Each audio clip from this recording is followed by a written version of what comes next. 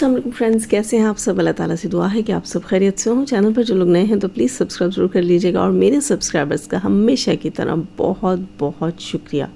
Like करने वालों का स्पेशल थैंक्स, स्पेशल शुक्रिया और स्पेशल दुआएं। Welcome to my new reaction. तो दोस्तों करते हैं बात। जनाब बात क्या करनी है, सबसे पहले तो सुबह सुबह आ जाते थे डीडू, नीनू, बीबू, हमज़ी और उसके अलावा फ़ातिमा, इन सब के व्लॉग्स। लेकिन आज कुछ मिसिंग है मोहतरमा नीनू साहिबा का व्लॉग। और मुझे पूरी उम्मीद है कि आज दिन में या आज शाम तक या आज तो बिल्कुल भी नीनू का व्लॉग नहीं आना चाहिए और उसी से पता चलेगा कि हाँ क्या कितना सीरियस है और कितना सीरियस नहीं है। खैर 100% तो नहीं उससे पता चल सकता, लेकिन फिर भी मुझे पूरी तवक्को है कि नीनू का व्लॉग आज नहीं आएगा और नहीं आना चाहिए। खैर दोस्तों देखते हैं क्या बनता है, ये ऊँट किस कल बैठता है और ये कहानी आगे कितनी बढ़ती है। वैसे तो अभी तक बड़ा मज़ा आ रहा है, यहाँ वहाँ हेटर्स जो हैं वो चीख रहे हैं, पुकार रहे हैं और साथ ये कह रहे हैं कि नहीं हमें बिल्कुल दर्द नहीं हो रहा, हमें बिल्कुल पेन नहीं है, नहीं हम तो बिल्कुल ठीक हैं। खैर उनकी चीखों से पता चल जाता है कि दर्द कितना है। वैसे जब कोई चीखें मारता है तो क्यों मारता है दोस्तों, उसे कोई ना कोई तकलीफ़ तो होती है ना कोई दर्द, कोई ना कोई दुख, कोई ना कोई अजियत, कोई ना कोई टेंशन उसे होती है, इसीलिए वो चीखें मारता है।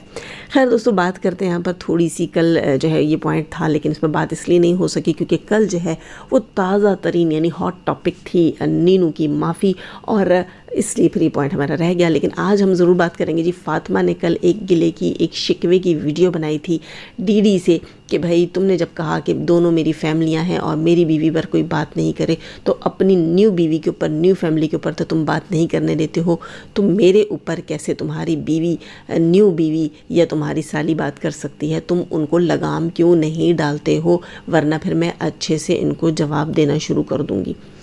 अच्छा यहाँ पर ये बंदा आकर कहता है पब्लिक में, आज डीडी का जो इसके मुताबिक जवाब आया तो उसने आकर कहा कि आपने जी मुझे कहा कि मिस्टर दिलबर, और आपने बड़ा कुछ कहा और बड़ी कुछ बातें की, आप हालांकि मुझे कॉल कर सकती थी। जबकि फ़ातिमा ने बताया कि वो कॉल इसलिए नहीं कर सकती कि आप जो हैं मिस्टर डीडू, आप जो हैं वो वॉइसेस, वो कॉल्स जाके अपनी साली को सुनाते हैं, उनको सबूत देते हैं और फिर वो पब्लिक में जाकर कहती हैं कि फ़ातिमा तो दिलबर के साथ राब्ते में है। इसलिए फ़ातिमा ने कहा कि अब मेरी कोई ज़रूरत होगी, कोई भी चीज़ होगी, कोई दुख शिकवा गिला, कोई भी मैसेज पहुँचाना मैं वहाँ यहाँ वाईटी से करूँगी। आप लोगों को मैं ऐसा कोई सबूत नहीं दूँगी जिसे फिर आप मेरे ख़िलाफ़ इस्तेमाल कर सकेंगे। तो ये बात फ़ातिमा की मुझे बिल्कुल ठीक लगी है कि फ़ातिमा तुम सियानी हो गई हो। खैर जनाब डीडी का कहना ये था कि तुम्हारे ऊपर किसने बात की है, और सनिया ने तुम्हारे ऊपर कोई बात नहीं की, साइमा से मैं पूछ कर आया हूँ यानी अपनी साली से, तो उसने भी तुम्हारे ऊपर कोई बात नहीं की। तो मोहतरम साहिब आपको अच्छे से पता होगा डीडी साहब कि आपकी बीवी जो है वो जब रिएक्शन टाइप का व्लॉग बनाती है तो आप उसको सुनते क्यों नहीं हो। इतने तुम जो है वो सबके ऊपर नज़र है, वरदा ने ये बोल दिया है, मरियम ने वो बोल दिया है, नौशीन ने ये कर दिया है, फ़ातिमा ने वो बोल दिया है, बाप ने ये बोल दिया है, शहबाज ने ये कर दिया है, नैना ने वो कर दिया है, दुनिया में ये हो रहा है, पाकिस्तान में वो हो रहा है, सब पता है। अपने ही घर के अंदर नहीं पता। ओह काले चराग तले अंधेरा तुम्हारे घर पे सही फिट बैठता है। तुम्हारी बीवी, इसकी बीवी सनिया जो है वो क्या करती है जनाब, वो लगाती है कम्युनिटी लोगों से रिलेटेड, ठीक है, लानती औरत को जवाब, फलानी को जवाब, एक फलानी आंटी को जवाब, वो सब कुछ लिखकर अंदर क्या करती है, अंदर टोंट मारती है फ़ातिमा को।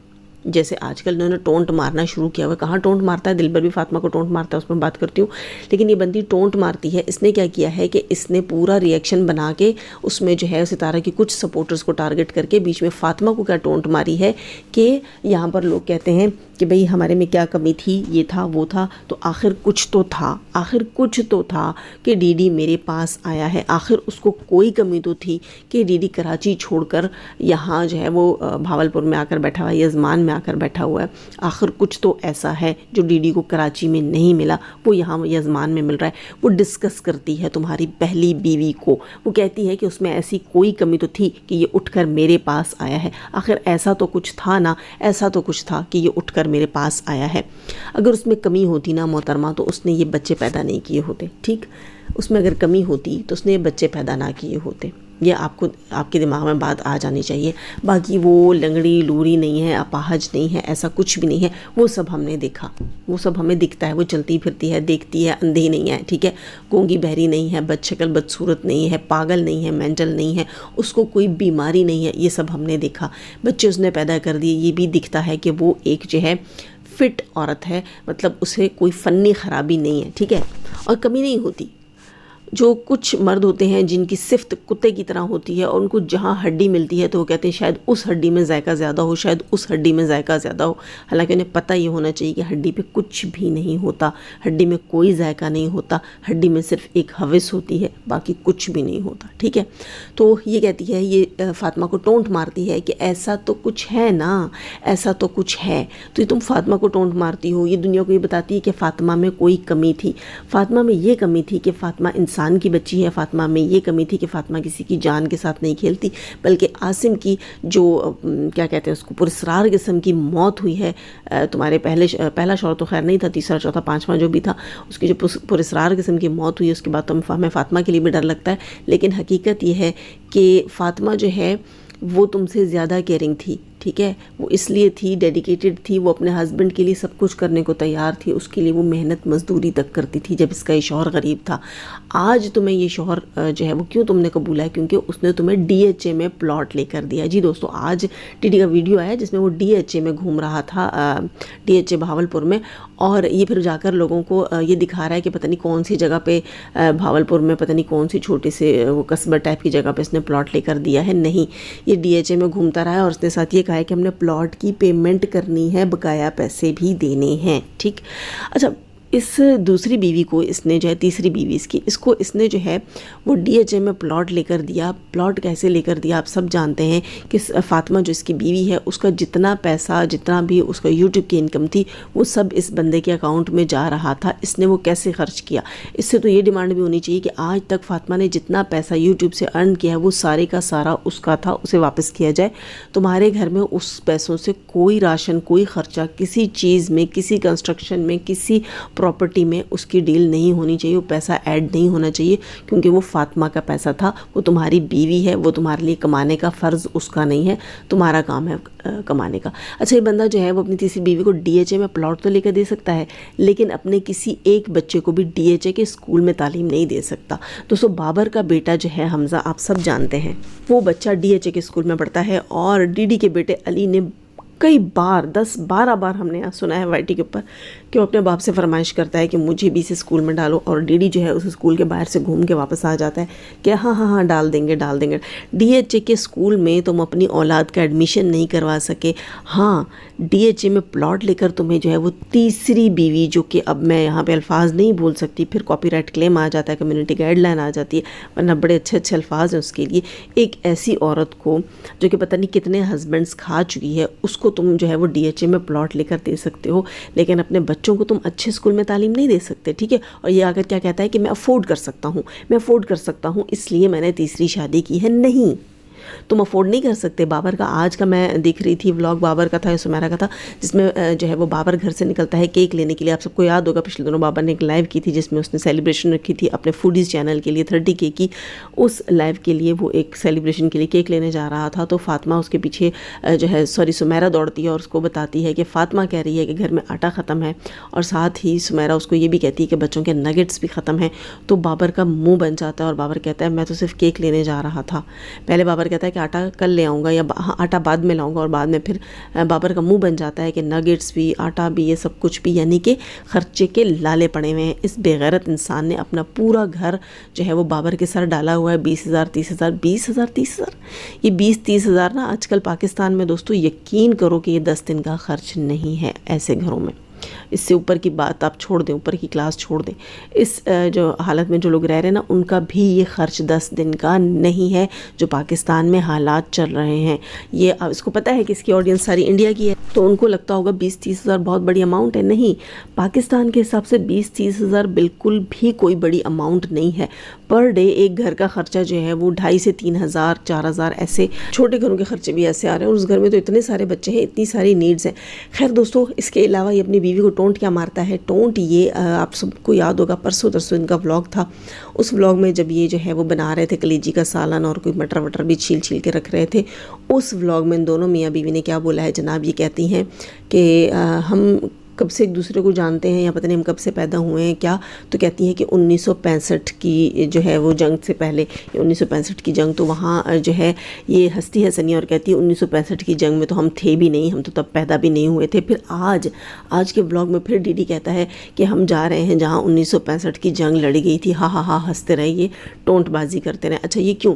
آج سے تقریباً 4-5 دن پہلے فاطمہ لائیو آئی تھی اور اس سے کسی نے کہا کہ آپ کی ایج کتنی ہے، تو اس نے کہا کہ مجھے اپنی ایج نہیں معلوم۔ پھر کسی نے پوچھا اچھا آپ پیدا کب ہوئی تھی، تو فاطمہ نے آگے سے مذاق میں کہا کہ جو جنگ ہوئی تھی نا، جنگ آخری جنگ ہوئی تھی پاکستان اور انڈیا کی، میں تب پیدا ہوئی تھی۔ اور پھر کسی نے کہا کہ اتنی زیادہ عمر ہے تمہاری، تو ہنس گئی، کہتی ہے کیا آپ کو لگتا ہے کہ میں اتنی پرانی ہوں؟ میں نے تو مذاق میں کہا ہے۔ اگر ہم دیکھیں جیسے کہ یہ کہتا ہے 1965 یہ بار بار اب اس کو ٹونٹ مار رہا ہے، تو آپ مجھے بتائیں اس سے تو اس کی ایج بنتی ہے تقریباً 2 کم 70، یعنی کہ 68 ایئرس، 70 کے قریب ہی کر لو نا، تو کیا آپ کو لگتا ہے فاطمہ 70 سال کی ہوگی؟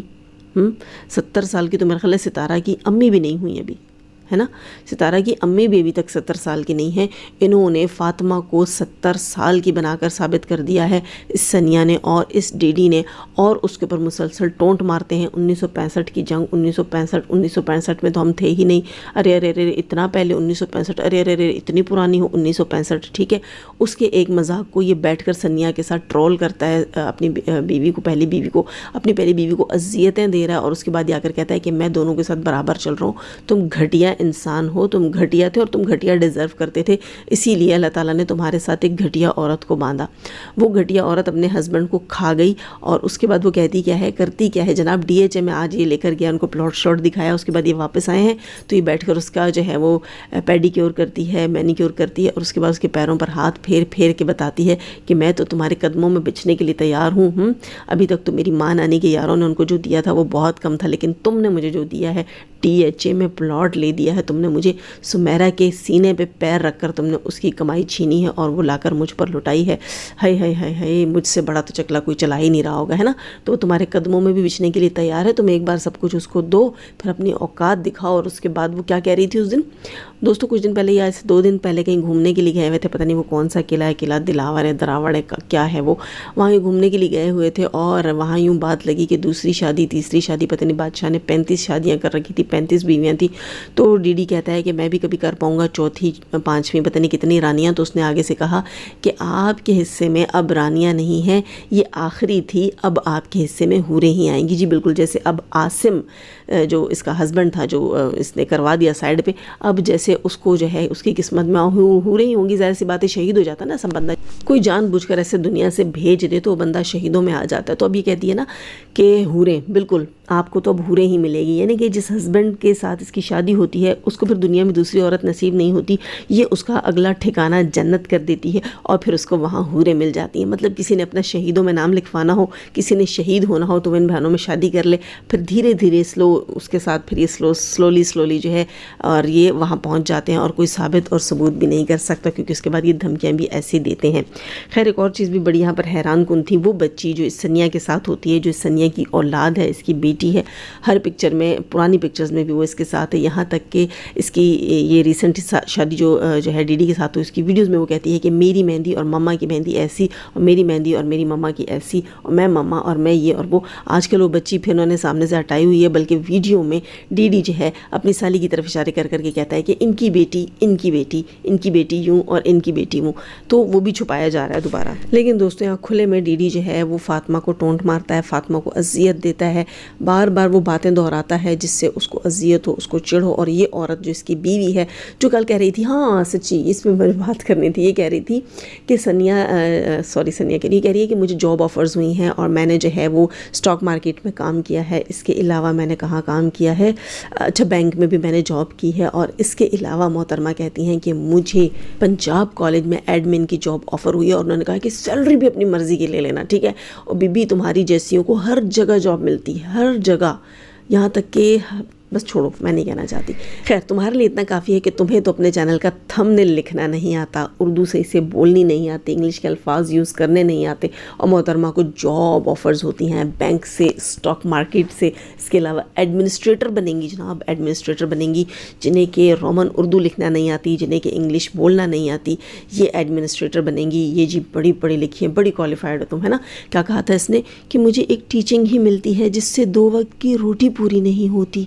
2 وقت کی روٹی کا سوال ہے، وہ 2 وقت کی روٹی کے لیے تم نے DHA کا پلاٹ ہتھیا لیا اس بندے سے، تم نے اس کی پہلی بیوی کی کمائی ہتھیا لی ساری، اور تم کیا کہتی تھی کہ تمہیں اسکول میں ٹیچنگ میں 6-7 ہزار کی نوکری مل رہی ہے جس سے تمہاری 2 وقت کی روٹی پوری نہیں ہوتی. آج یہ کہتی ہے کہ مجھے کالج میں ایڈمنسٹریٹر کی جاب مل رہی ہے، میں ایڈمن میں جو ہے مجھے منہ مانگی سیلری، منہ مانگی آفر کے اوپر مجھے جاب مل رہی ہے. کیوں؟